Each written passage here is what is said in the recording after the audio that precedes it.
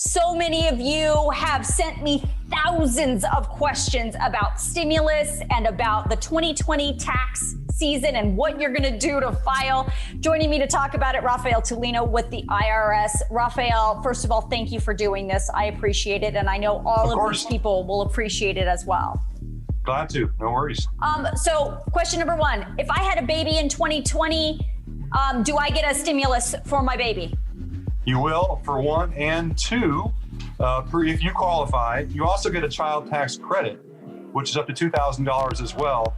And the income limits were increased quite significantly in the law from 2017. So you got EIP 1 and 2 for that, and also perhaps for the child tax credit. And that's if a child is born on Jan 1 or December 31st. There's conspiracy floating around the internet saying that you can claim COVID as a natural disaster on your tax return. Is that true? I'm not aware of that. Okay. I want to make that clear. Yeah. What about child support? If I owe back child support, will my stimulus be garnished? The second round, in the text of the law, the answer is no. In the first round, I believe there were some offsets for past due debts.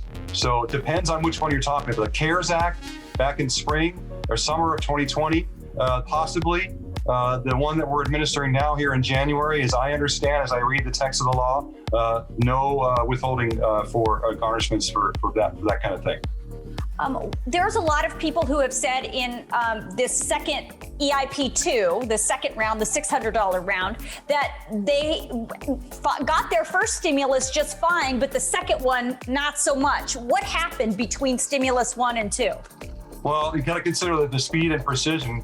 We did this on December 27th. It was enacted. We sent that out almost within a week or two. Tens of millions of direct deposits and then paper checks going out. But the bottom line here is, look, the recovery rebate credit is on a 1040 tax form for both, as a backstop, if you will, for both EIP 1 and EIP 2. If you didn't get it at all, or if you didn't get the full amount of each and you're eligible for more per the rules and per changes in your life, such as for having a child. And that's where you're going to find where you get the full amount of both per eligibility on a 1040 tax form. It's called the recovery rebate credit.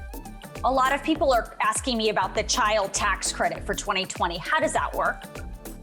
Child born, it's basically under 400,000, I believe, if I'm thinking right, married filing joint. I believe half of that single is when it phases out completely. So a child tax credit is a credit for having a child, and that child has to have the qualification, has to be your child, underage, and all these different things. I don't remember them off the top, but the bottom line is it was doubled in the law from 2017, and the income limits were raised significantly. So a lot more folks will be receiving this credit based on having a child under age 17 in the current year. For this online version as well, I want to just make sure it's clear. Am I going to get taxed on my stimulus, or do I need to write it as a credit on my 2020 taxes? The economic impact payments as received, you don't need to put on a tax return. They're not taxable. If you haven't received them, you may receive the credits as a recovery rebate credit on tax form 1040.